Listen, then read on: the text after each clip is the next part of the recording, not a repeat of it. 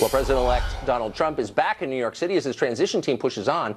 And today, some top media executives, basically all of them, stopped by Trump Tower for a meeting with the president-elect.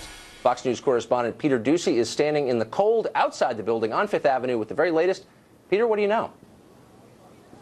Tucker, we know that tonight we've got some news coming to us online in a video that was just posted by Trump's transition team, and it has an announcement from the president-elect himself that on his first day in office, he will announce the U.S. intention to withdraw from the Trans-Pacific Partnership. That's a trade deal that he talked a lot about taking apart while he was a candidate, but now he can say what he's actually going to do because he is the president-elect. So that's online. Meanwhile, here in Midtown Manhattan, outside Trump Tower, we spent all day watching most of the 9 people on Trump's guest list today walk right in through the revolving door and go over to the elevator, press the 26th floor button, and go to meet the man who could become their boss. One of the most interesting visitors of the day had to have been former Texas governor, I should say, Rick Perry. He was a former critic of Trump's who came around very quickly and then was one of the first famous Republicans to say he would work in a Trump administration. There were others as well, including Senator Scott Brown. He said he wants the VA secretary job. And then Oklahoma Governor Mary Fallin, who is said to be eyed for the Interior Secretary job, but both had completely different experiences upstairs with Mr. Trump, according to the way they described their sit-downs to us.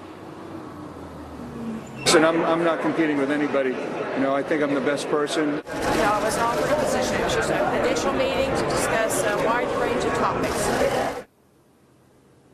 One surprising guest at Trump Tower today was Bernie Sanders' surrogate and Hawaii Congresswoman Tulsi Gabbard, a Democrat. She's been very critical of both President Obama and Secretary Clinton for tiptoeing around the words radical Islamic terrorism. She worked for the DNC until a few months ago, but said today that, quote, "Where I disagree with President-elect Trump on issues, I will not hesitate to express that disagreement. However, I believe we can disagree even strongly, but still come together on issues that matter to the American people and affect their daily lives. We cannot allow continued divisiveness to destroy our country." Today, Trump also did have what his advisors called a reset meeting with the bosses from 5 major news networks, including Fox News Channel. The Trump team says they think the meeting went great. They think it was very productive, but there are now some reports that not everybody who attended liked what Mr. Trump had to say about this. There are quite a few reports to that effect, Peter. We're going to get into them right now. Good luck out there. Thanks a lot for that. So will today's meeting with media executives change anything about the way the press covers the new president? Joining us now is Dana Perino, co-host of The Five, and, of course, famously, a fantastic former White House press secretary. Thank you. Dana, it's great to see you. So I love your new show. Thanks for having me. Well, you're sweet. Thank you. There are all kinds of conflicting reports about what happened, but here's the account from the New York Post, which I don't think has been substantially denied by the Trump people. They said that Trump started out with Jeff Zucker of CNN saying, "I hate your network, everyone at CNN is a liar, and you should be ashamed." So this, it seems to me, sounds plausible. Isn't this one of the main reasons people voted for Trump? So he would sit across from Jeff Zucker and say, "You're a liar, you should be ashamed"? Well, I think what they really wanted was results, right? So, and I do think that the best way to deal with media bias is to get results. And if you look at the 100-day plan that he laid out, and I do agree about 100 to 200 days, he's going to have a chance to make a big impression. And so if you get results, you handle the media bias issue. Republicans have to deal with this kind of thing all the time. Though I do think there were some reporters during the campaign, Jenna Johnson in the Washington Post, I think, is one of them, who did what you and I learned in journalism school, right? You go to the event, you observe, you talk to some people, you put that in a story, you find out what the news peg is in the lead, and you let the consumer decide how they think about it. I do think Donald Trump has utilized the media to a great effect. He's also utilizing new technologies to communicate directly to the people. And it sounds like this meeting today was a chance to clear the air. And I'm for more relations, not fewer. But of course, you know, like the problem a lot of people had with me, including Bill O'Reilly, is that I was too nice, right? Yeah, and so I look back and I think, could I have been meaner? Like, I personally, probably not. And also because the boss that I worked for, I always would imagine if he were watching me right now, if he wasn't going to be proud of something that was coming out of my mouth and I swallowed it and I didn't say it. Times have changed. I get that. And pushing back on the media works for Donald Trump in a way, but the thing that will work the best is getting the results.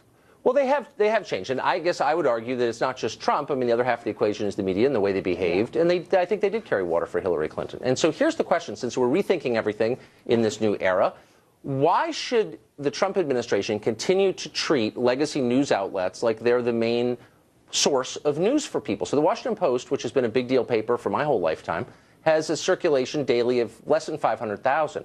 That's smaller than a lot of websites and radio shows. Why shouldn't Trump say, you know what, I'm going by volume. If you've got a bigger audience, I'm speaking to you before these guys. Is that an illegitimate way, or do they have a monopoly? That's already happening, and that's already happening. And I would argue that President Obama is actually already doing that. For example, when he went on Between Two Ferns, who covered that for an entire week, and even beyond? You can pick out different types of media now, and if you're a voracious news consumer like me, if you're an omnivore, right, and you like to read all sorts of different types of media, and I know that you in particular like long-form journalism and magazine articles, the long essays, you can pretty much as a news consumer find anything that you want right now. So Donald Trump can, no matter who he talks to, he could pick any outlet to talk to, and he'll be able to get coverage based on that. I do think there's something to be said about if you are in the government, if you're in the administration, to have legacy media organizations covering you is a good thing. Remember what Les Moonves said of CBS News. It's great for ratings, and maybe, I don't know if he was unhappy with the result or not, but let's just be honest. Donald Trump is going to continue to be good for ratings no matter what happens between now and January 20th when he's sworn in, and for at least 4 and possibly 8 years beyond. Well, I tend to agree with you. That's why I was sad to see what the press did to themselves. So you keep hearing these leaks, I don't know if they're true or not, about who might become the next White House press secretary. And it's a lot of names we're familiar with or we know here in the press. Is that the pool from which he should be drawing the next press secretary, a professional journalist, or should he look outside, do you think? What makes the best press secretary? I think it's two main things. Somebody that he trusts implicitly to speak on his behalf. Okay, so someone that, because as a spokesperson, you can't always be checking with the president in order to make sure you have it exactly right. Now, that happens for a while, but you need to be able to trust that person implicitly. So if that's within that circle of people he's talking about, great. The second thing is that a press secretary is really only worth their salt if they understand the policy very well, and they have to have the access. So you have to, not everyone in the country will agree with decisions President Trump makes, but they should be able to agree with the decision-making process. And the only way to know for sure about that is that the press secretary is in the room. So I would advocate for the press secretary to have more access to the president as well. Yeah, I think it seems essential. Otherwise, it just gets embarrassing. Dana Perino, thanks a lot for joining. No, it does. You see these people hanging out there. They don't know anything about the policy they're supposed to be defending, and it's bad for everybody. President Bush 43 was great about that. I think President Obama's been very good about that with his press secretary. So, and I expect that that would continue. Hope so. Okay. Dana Perino, thanks a lot for that. I appreciate it. Bye-bye.